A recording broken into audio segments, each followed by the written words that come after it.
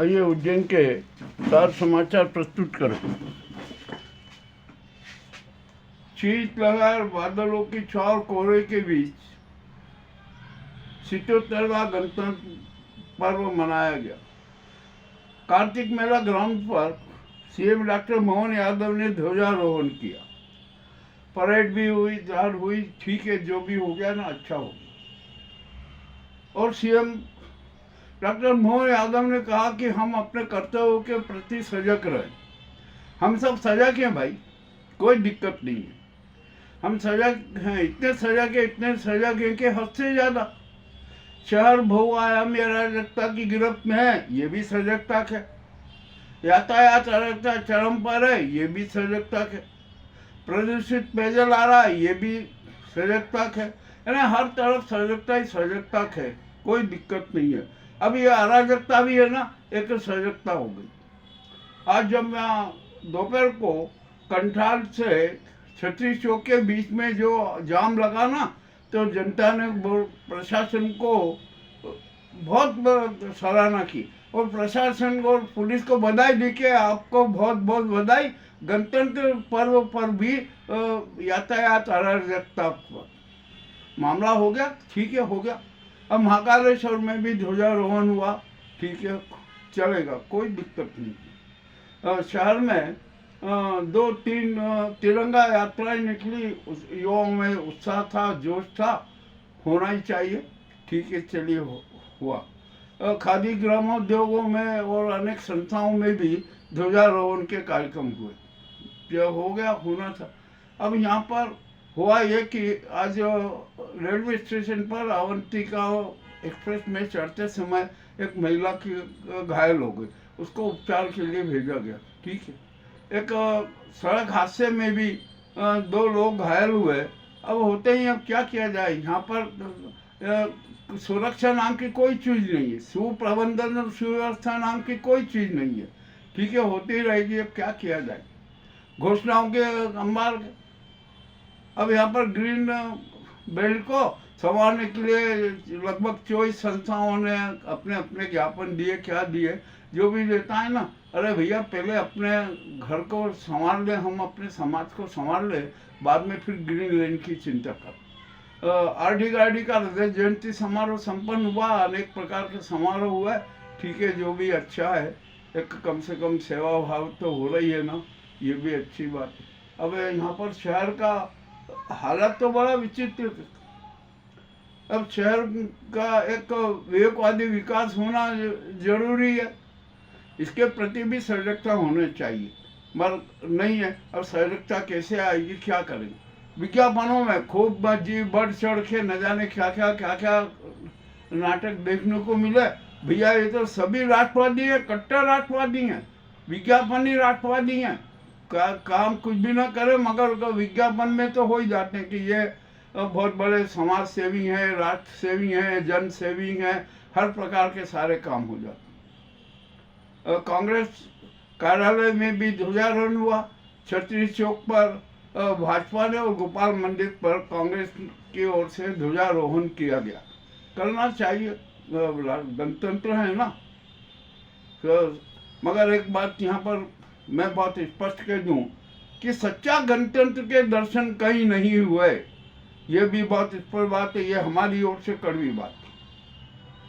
हम यहाँ पर देश की जनता को गणतंत्र की बधाई देना चाहते हैं। हम बधाई दे रहे हैं कि हम सब है ना कट्टर राष्ट्रवादी हो जाए, गणतंत्र पर्व पर ये संकल्प कर लें।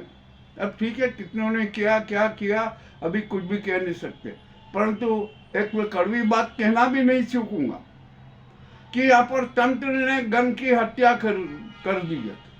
अनेक माध्यमों से गणों की हत्या की गई है और उनके शवों पर ये सत्तावादी चेहरे गणतंत्र मना रहे हैं। मामला बड़ा विचित्र, ठीक है। अब राष्ट्रपति जी ने वीरता के लिए अलग अनेक पुरस्कार दिए, ये तो हर साल देते ही रहते हैं, कोई उसमें दिक्कत नहीं है। मामला ठीक है, होता रहेगा, चलता रहेगा। अभी जो कुछ समाचार आए कि प्रयाग में शंकराचार्य अभी मुक्तेश्वरानंद की हत्या के षड्यंत्र रचे जा रहे और वहाँ पर अनेक प्रकार के वेश में आदित्यनाथ के एक गैंग के चेहरे आए। हो सकता है कि वह शंकराचार्य पर हमला भी कर दे, तो इसलिए शंकराचार्य कैंप में और बाहर 12 CCTV कैमरे खुद ने लगवाएंगे। अच्छा है ना, चलो सुरक्षा की बात तो हुई ना। अब यहाँ पर भी अच्छा चल रहा है। और अब यहाँ पर ये मोदी जी का ग्लैमर तो खत्म हो गया, बिल्कुल खत्म हो गया।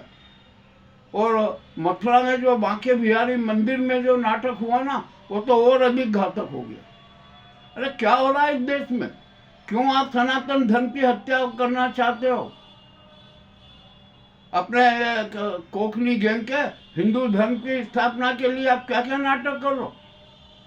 अब तो बड़ी शर्मदायक स्थिति हो रही है। क्या किया जाए? यहाँ पर जो हो रहा है ना, सब कुछ हो रहा है।